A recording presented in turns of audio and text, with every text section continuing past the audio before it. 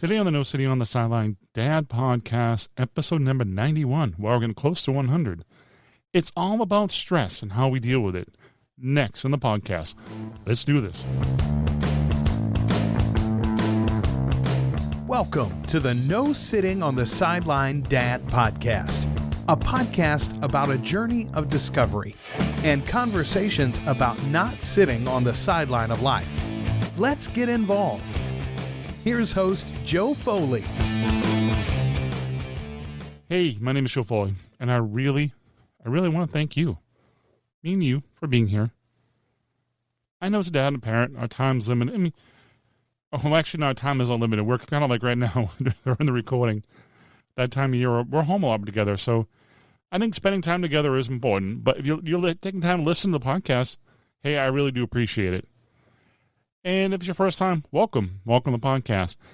This episode is all about dealing with stress. We all deal with it. And the stress of being a parent. I mean, it's nice that we have two parents. It's nice you can play. If you have one kid, you're playing half court. You take one side of the court, take the other side of the court, and you play in the middle. You get kind of tag team. But being a parent can be stressful. Dr. Marvin Marshall is my guest today, and he shares ideas about dealing with stress of being a parent and how to deal with the emotions during stressful times. Well, he shares a lot of really interesting stories. We talk about power of choice and never assuming anything. As one thing that's interesting to me is assuming things. You kind of make yourself feel kind of stupid when you realize you were wrong, then not asking the right questions, or assuming something that is not correct. Dr. Marvin Marshall has a lot of great ideas and stories. So let's jump right into the interview. Welcome to the podcast, Dr. Marvin Marshall. It's my pleasure, Joe. Thank you for inviting me. I one question to start off, and I was reading some of the stuff you sent me and some of the notes, and one that really stood out to me, and I kind of like this, is a quote from you. I think, since we have the power to change our thinking, we also have the ability to alter our emotions. What does that mean to you? What is that? I understand what it means, but what it means to you? It's a mind-body connection. The way the mind-body works is as follows. Things come into our brain, our mind, so to speak, through our thoughts. They also come in through our senses, what we touch, what we hear, what we smell. So, for example, you listen to music that comes into your mind, your brain, and it prompts an emotion. You see something beautiful, it prompts an emotion. Someone insults you, it prompts an emotion. Former ones are positive, the latter one is negative. The way the mind-body connection works is first comes information into the brain. It is immediately followed by an emotion. By way of an example, again, if I compliment you, that's cognition. That's something that came into your brain and it prompts a good feeling. If I tell you to do something or use any kind of coercion, it first goes into your brain, prompted by an emotion. Now, there is a way to manage emotions. There are really two ways. Number one is you can not stop an emotion, but you can redirect it. And the way you can redirect it is by changing your thinking. The reason for this is the emotion always follows cognition, as I'm emphasizing. So if you change what you're thinking about, the emotion immediately follows. Another way to do it is on my website, withoutstress.com, and it's called impulse management. So, for example, let's assume you are in traffic and you're going to be late for an appointment, and the self-talk comes up something like, this traffic is making me so angry. The fact is the traffic doesn't care. You are allowing yourself to get angry. So what you can do is you have a little impulse control thinking. And again, this is on my website, withoutstress.com. What happens is you feel this road rage, so to speak, like you're going to be late or if somebody cuts in front of you. First comes the emotion, and so you stop and you take a gasp of breath. It's like a yawn. You can't not yawn with a closed mouth. At the base of your jaw bones are the trigeminal nerves, and these are the nerves that sends the emotion throughout your body. Just by taking a deep gasp of breath, you release the message of the trigeminal nerves. So you take a deep gasp of breath, and then you have for a moment a choice. You can think of what you're going to do this weekend. You can think of the television program you're looking forward to watching. You can think of something, and in that moment, when you're thinking, you can choose to stop that emotion. So if you think of a traffic jam, at the red is on top, you stop, take a deep gasp, that's a yellow, and then green, you go with your best choice. I think I'll turn the radio on to see what the news is. I had an interesting question. I mean, I'm a choice. Choice is something that's very important. And I know I've heard you mention that before. How important is choice? It's very important because the fact of life is choice ends when life ends. We are making choices all the time. The trick is to make a mindset that you realize you are making a choice. For example, both of us made a choice now for what we're talking about. Again, I want to emphasize we're always making choices. If you get up out of bed in the morning, you've made a choice.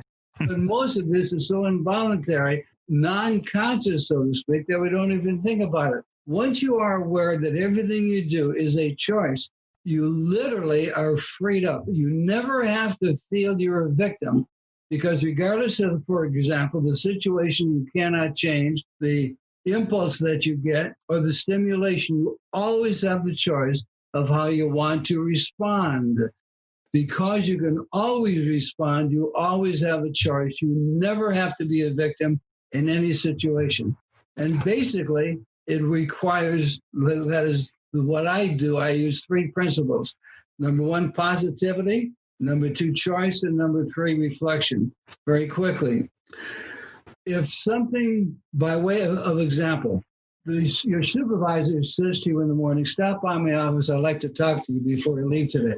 Now, in a seminar, I'll ask people, how many people think that the discussion is going to be a negative one? 90% of the hands go up. It's an assumption. The biggest mistake people make is assuming things that are not correct. So, for example, it happens that your supervisor has a nice compliment for you. But in the meantime, from 9 o'clock in the morning, when he told you to stop by his office before leaving, you had an anxiety, so to speak, for about 5 hours or so. So never assume. It's the biggest mistake people make. Can I tell you a quick story? Yeah, go ahead, because I'm very interested in assuming, because I do it a lot myself, assuming things. On a river cruise, one of the nice things about a river cruise is you get to meet different people for the 3 different meals. And the couple that we talked with most often at my most recent river cruise were from Perth, Australia. Roy Harrington owns fisheries, sardine fisheries, and salmon fisheries. My wife loved the experience she had when she went fishing with my father, and she started to tell Roy the story of how she went fishing, and she was about 3 minutes into the story, and Roy stopped her and said, Evelyn, I need to tell you that I don't fish. Now, he owns fishing facilities, as I mentioned, sardines and salmon, but he doesn't fish. It's a natural assumption to assume only fisheries he fishes. He's in the fishing business, but he doesn't fish. But most problems people have and most anxiety that they develop is because of wrong assumptions. I never assume. I listen, but I don't assume a person's motivation. They're just some of those words that it just, I mean, I've fallen trapped to that many a times. And like you said, the person with a compliment with the boss wants to talk to me the other day. And me, I would be stressed out. I would be stressed to the max. I'm like, what did I do? How would it happen? So the first approach is positive. The first principle I practice is positivity. I don't know what he's going to talk about, so why be anxious? I just won't think about it. But if I do, I will say, okay, I get an opportunity to talk to my supervisor rather than I have to talk to my supervisor. That one word, get or have, can totally change your emotion. How powerful to you? How powerful is positivity? Because that can be very powerful. Positive thinking, like I'm wake up in the morning, I'm gonna have a bad day. I'm gonna have a real bad day. I think it's gonna go to go to hell. Sorry, that word, but go to crap. And if the positivity, you're like, oh, I'm having a great day. I'm gonna rock it, and all of a sudden you just have a great day. Positivity is so powerful. Right. There is no doubt about it. And the thing to keep in mind is you're making a choice. You're choosing to accept something as positive or choosing to accept something as negative. I almost feel to be happy, that happiness is almost a moral obligation, because if you're pouting and if you're thinking negatively, chances are that's how you're communicating your thoughts to other people. It's so easy once you realize that you have the power to choose to think of whatever the situation is as a possibly positive experience. But we have this natural tendency to go to the negative, and that's a choice. It's and then you, like you said before, about choosing your words too, how that can change how you're feeling and what you're thinking. That's very interesting too. Another thing I would think I'd like to talk about is we talk about improving relationships. Relationships are important with and how to deal with people. Something that I would be interested in. Well, here's a little trick that my wife and I use for your information. Probably older than you think I am. My wife and I have been married for 60 years and we're still in love. Oh, well, congratulations. So here's what we do. Thank you. If you know, number one, I know I cannot change her and she can't change me. I can influence her, however. And so 2 points. Number one, I try to understand her thinking. We both belong to 2 different political parties. So I'll listen to her to understand her thinking. By listening to her, I can then ask her a reflective question which can influence her to change her thinking. The second thing is a simple Venn diagram of 2 interlocking circles I call it solving circles. So rather than the way the usual argument goes, you got to do this and I got to do this, instead, the center circle of the Venn diagram, I aim for clarity. And so what I'll do is I'll aim to ask her questions which will clarify her thinking.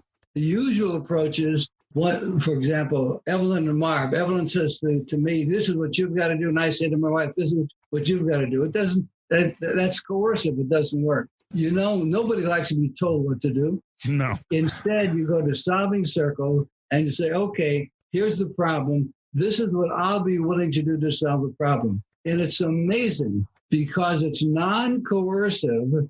When I say, okay, Ev, this is what I'll be willing to, it automatically pulls Evelyn into the same idea. Okay, Marv, if you're willing to do this, this is what I'm willing to do. Let me tell you a quick story about in Philadelphia, Pennsylvania, where Benjamin Franklin had his printing press. There's a diorama of Benjamin Franklin leaning over talking to King George III right after the passage of the Stamp Act. And Franklin says to the king, you cannot coerce people into changing their mind. So everything I do to motivate people is a non-coercive approach. Even my worldwide discipline program used around the world, the Raise Responsibility System, is a totally non-coercive discipline program.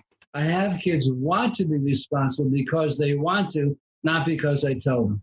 How does that, give me an example how that would work, because I'm very curious.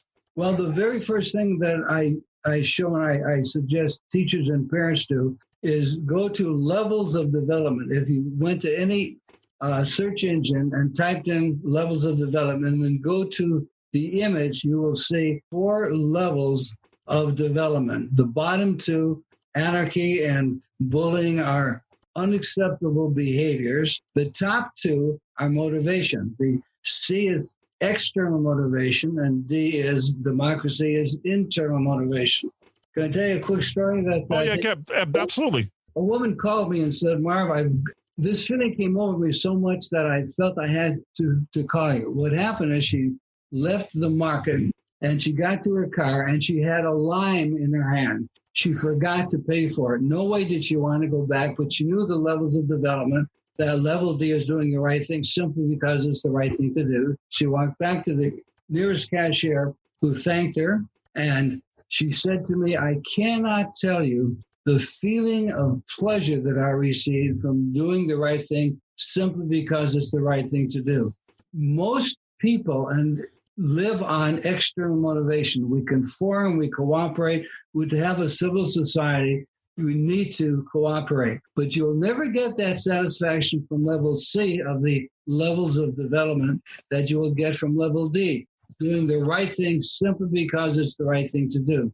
The difference between the C and D is not in the behavior, it's in the motivation. So, for example, if a parent asks a youngster to make the bed before he goes to school and does, the kid has done exactly what he should do. It's his responsible thing to do.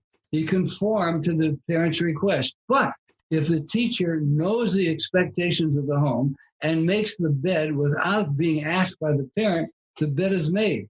The behavior in level C and D is exactly the same. The difference is in the motivation. The more often you do things because it's the right thing to do, the more satisfying you will live and the more happy you will be. It's important to show the kids that way of doing things. But how can you teach a young kid like that, though? Can you give me an example? I have a 6-year-old son.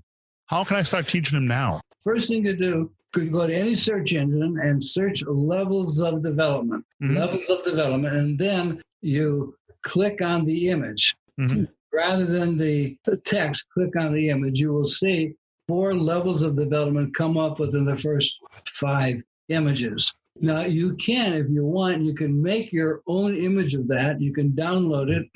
Or if you went to my website, withoutstress.com, and click on levels of development, there are a bunch of examples that you can download.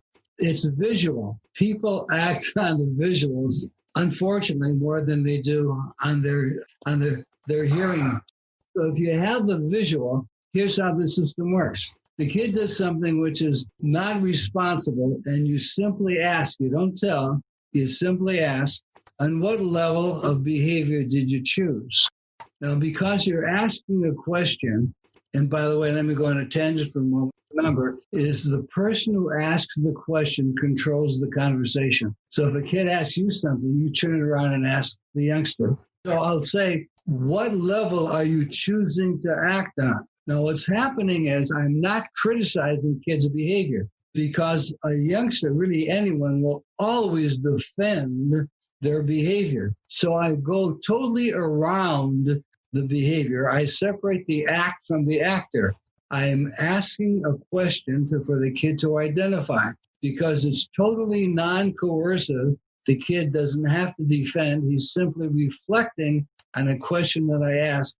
And more often than not, he'll list one of the non-responsible behaviors, A or B. By the way, here's a question a parent and really any teacher can ask. If a kid is really upset, just ask, are you angry at me or the situation? Are you angry at me or the situation? What has occurred is you have prompted the kid to reflect. And by reflecting, because he's now thinking, that emotion that he has goes down because he's now thinking. And again, the emotion follows the thinking. And he's going to reflect. And most often than not, he'll say, or she will say something like, well, I guess I'm just frustrated and I'm taking it out on you, which is the reason why a teacher and a parent should never, ever take anything that a kid does personally. Person is frustrated and angry, and by asking a simple question like, are you angry at me or the situation, you prompted the kid to reflect, and the kid will admit that he's just frustrated and taking it out on you.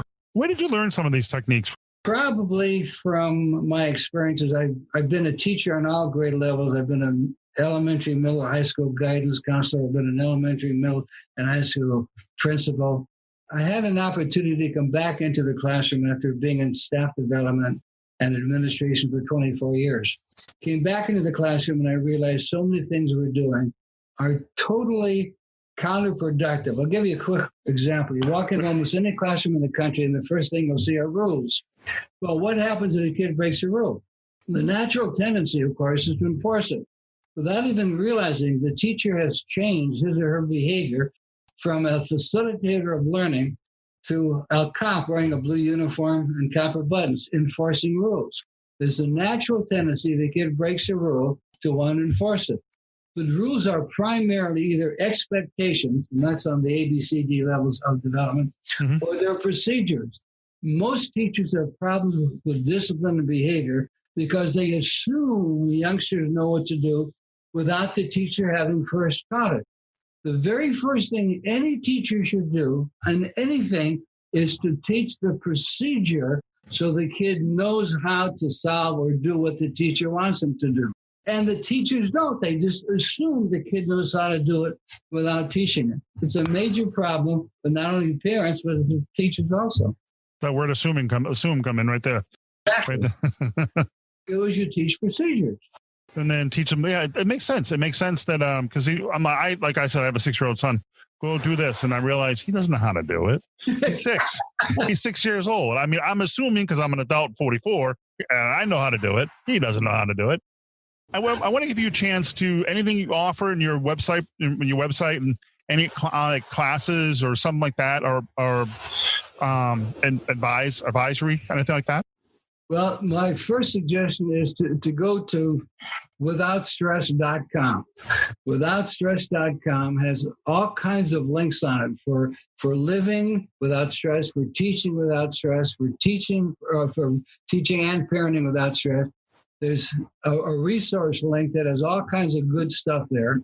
It's just a wealth of information. Yes, I have a store that I sell some stuff, but most of the stuff is really free. I have this passion for people to enjoy life as much as I do because of the positive orientation, the fact that I never have to be a victim because I can choose.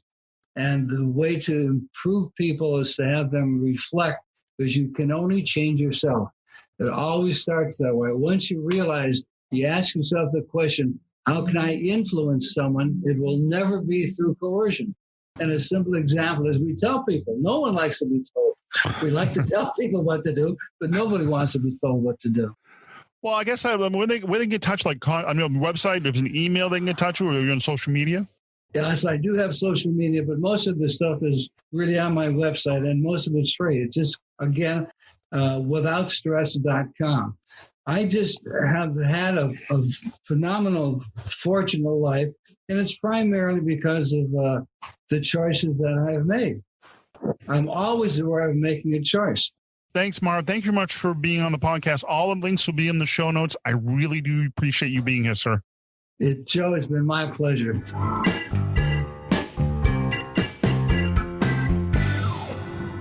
Well, wrapping up the episode, I want to thank Dr. Marvin Marshall for being a guest on the podcast. You can find more about him over at withoutstress.com. You can find all the links in the show notes over at nosittingontheSideline.com/91. Hey, if you got a second, please reach out. Leave a comment. Or if you have a question, or, hey, just want to say hello. Hey, I'm out there. Leave a comment in the show notes, wherever you are, or go to the website to the nosittingontheSideline.com/91. Hey, I'd like to hear from you.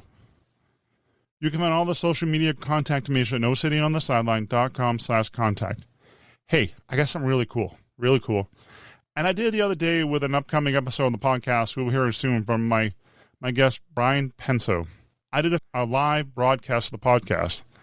Hey, if you want to check it out, I'm not sure when the next one's going to be, but I'll schedule it soon.